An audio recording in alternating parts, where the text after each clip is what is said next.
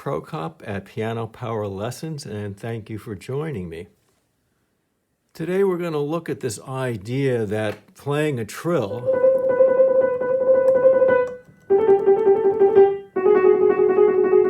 has something to do with rotating your hand. And that if you can't play a trill, like this one slower, my left hand, two fingers are noticeably slower than if I just supinate my wrist and then pronate my wrist and then really do that quickly, that suddenly I'll just be able to do this. So let's go back to my right hand, which can play a reasonably fast trill, and try to play that same trill on two white keys, then two black keys, using supination and pronation, otherwise known as rotation. And for some reason, that trill isn't happening, no matter how quickly I move laterally. You see my knuckles moving laterally this way, and nothing's happening. And now I'll try it with the black keys. Same result, nothing. And now I'm going to play the same two trills, but I'm going to hold my wrist in such a way, I'm going to really hold this so it cannot move laterally. Okay? And I'm going to hold it here, and you can see that, and now I'm going to play the trill. Just using my fingers.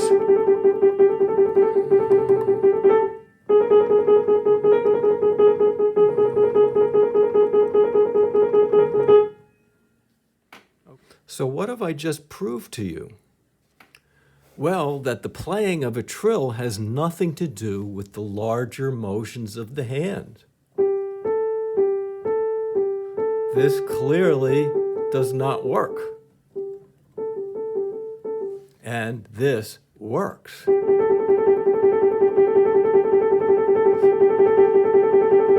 So it's apparent that this has nothing to do with the playing of a trill. And if that's not enough proof for you, what I'm going to do now is put my wrist against the key slip down here, so my wrist is completely out of the picture now. And play the trill.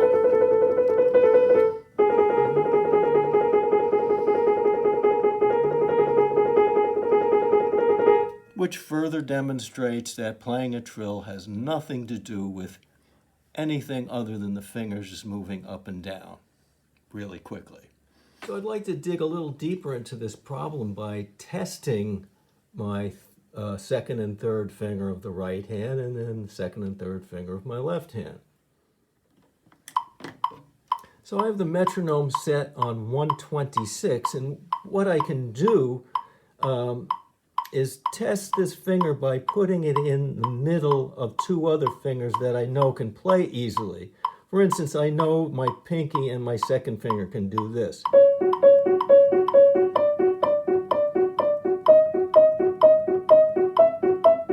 That's pretty easy. But can I put this third finger in the middle of those two and play it light enough and quick enough so that it doesn't bog down? Let's see what happens.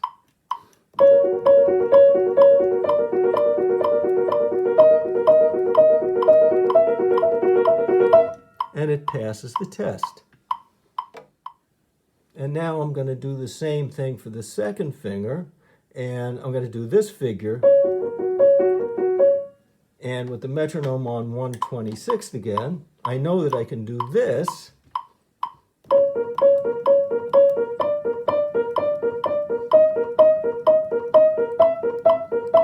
But let's see if I can put this finger in between those two. Here we go.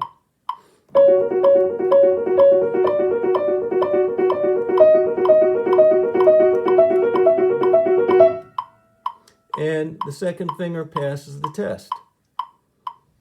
And again, as the hand slowly abducted, meaning the fingers spreading apart from one another, it got harder and harder for me to hyperextend this second finger because it was already almost hyperextended because it's up on a black key and this is on a white key, so it's actually higher than if it were on a white key. So that's why I'm putting it on a black key. So both fingers of the right hand have passed our little test. All right, since we use this configuration with the right hand, we're going to take the mirror image of that for the left hand and see how it works out for these two fingers. So with the metronome on, I can do this rather easily. Now let's see what happens when I try to lightly play that middle finger in between these two. Here we go.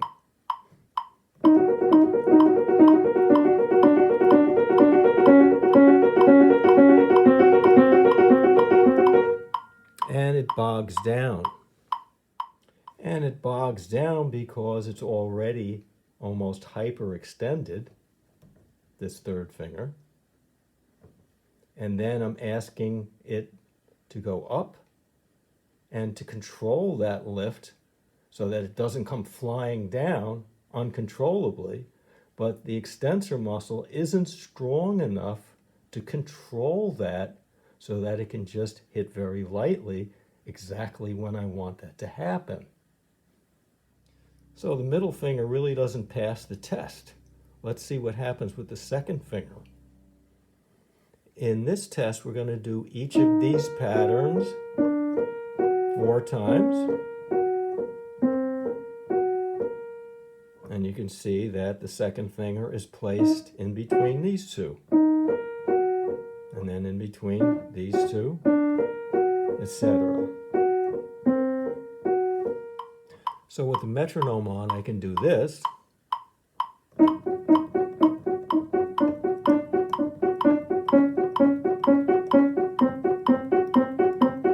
Rather easily. So let's see what happens. 1, 2, 3, 4.